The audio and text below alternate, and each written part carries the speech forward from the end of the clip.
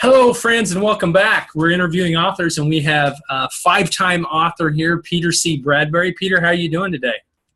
I'm doing very well, thank you very much. How are you today? Doing outstanding.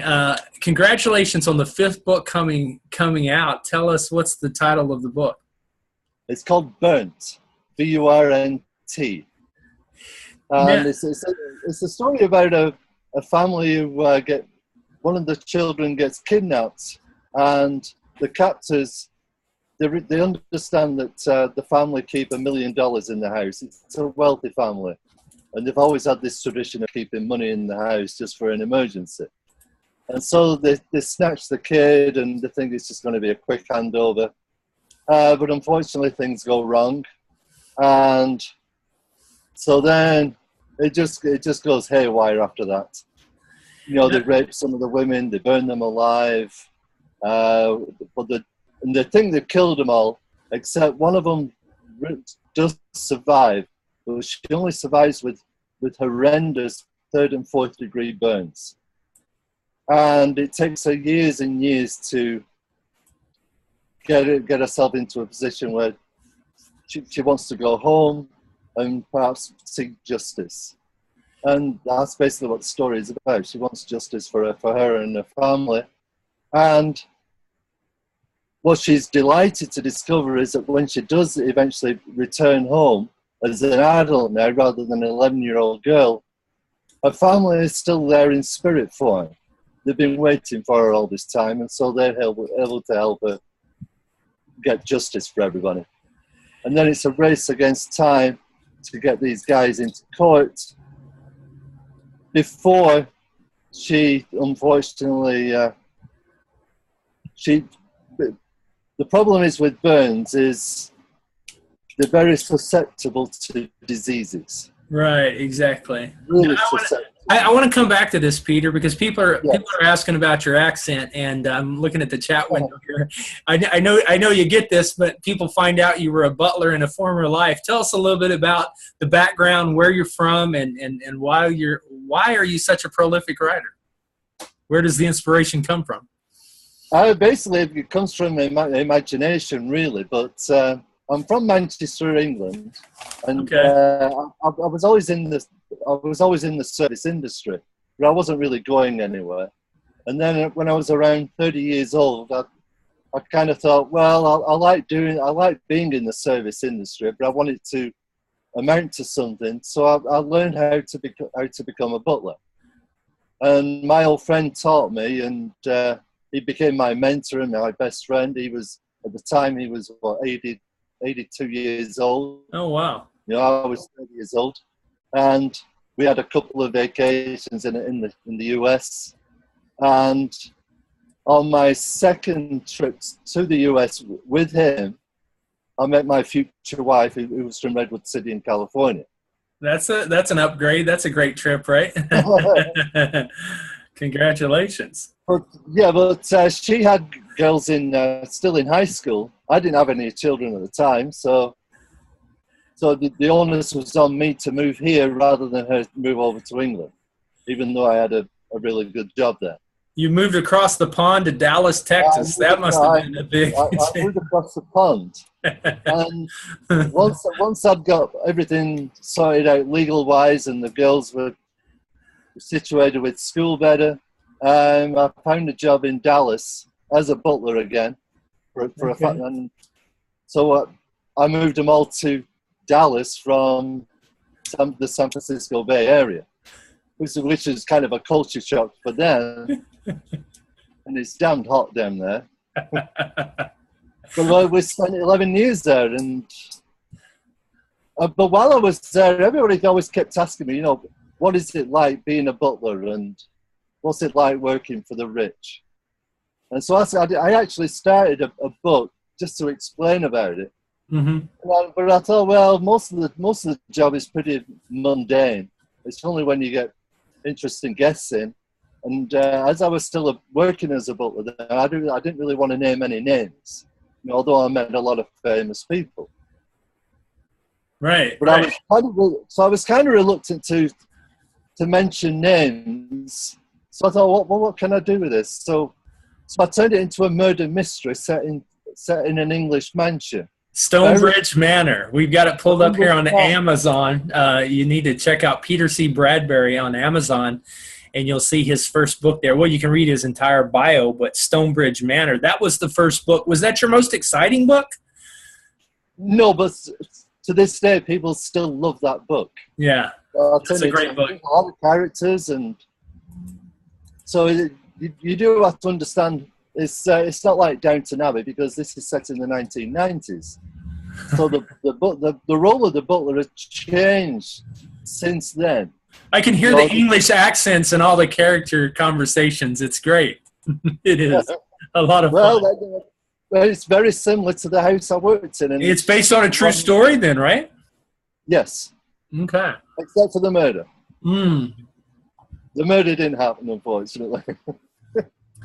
Now, before we get back to Burnt, I know you've got one of the books there in your hand. You've got Prospects. Tell me a little bit about Prospects, because you've got a copy in front of you. What's the deal with this book? I know this book means a lot to you. Give us the scoop on Prospects, because it's done really well, and a lot of people have been asking for it. Right. Once I'd returned back to California, I was watching the news one night, and they were talking about these missing children. They were actually looking for one young girl in the Bay Area. And the reporter just casually mentioned that they were also looking for 60 other girls, but there wasn't the same intensity about it. So that got me thinking. I did some research, and I discovered there's just thousands and thousands of missing kids. Mm-hmm. And missing people as a whole. It's not just kids, it's adults and everything. Mm-hmm. You know, and the police attitude is, well, if they're over 18, then it's their right to go missing. And so there's basically, unless there's suspicious circumstances, the police don't really do anything about it. You know, if you're an adult.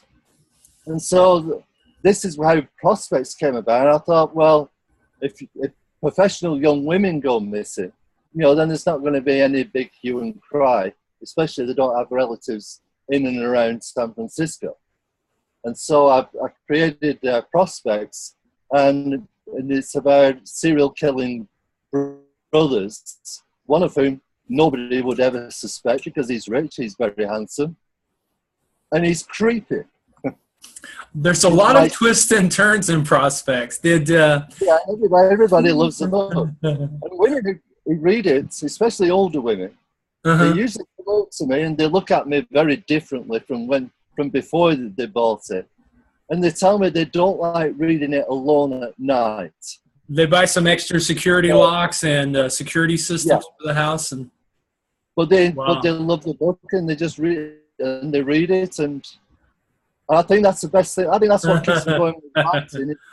People actually read me books, they don't discard them. Now, you've done something, Peter, that a lot of authors fail to do.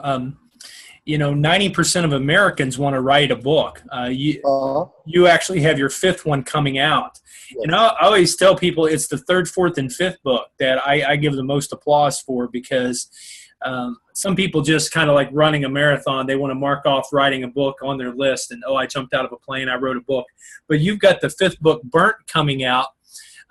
What drives you? What motivates you? And then go into a little detail about this book, because I know you're very excited about this book. When is it coming out, and where did the drive and inspiration for this book come from? It'll be coming out very shortly. I can't give an exact date, but it will certainly be before Christmas. Probably within the next month, and with your guidance, I'll probably release it when you say when the time is right. Funnily enough, the inspiration for it came because of almost a forgotten memory. I remember when I was younger. I think it was a soldier in the British Army. He went to the Falklands. He was stuck on a ship and he got hit by a missile or something, and he was severely burned.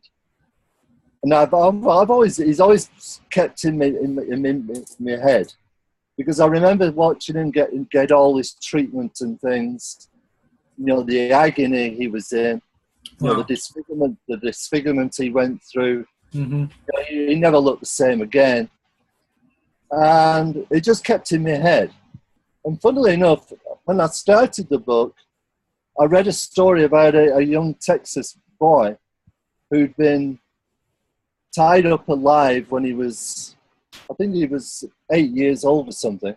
Yeah, he was 8 years old. And he'd been sexually abused by this guy who decided that he didn't want the kid to testify against him, so he burned him alive. He tied him to a tree and burned him alive. Oh, my goodness. And the kid actually survived against all odds for 13 years.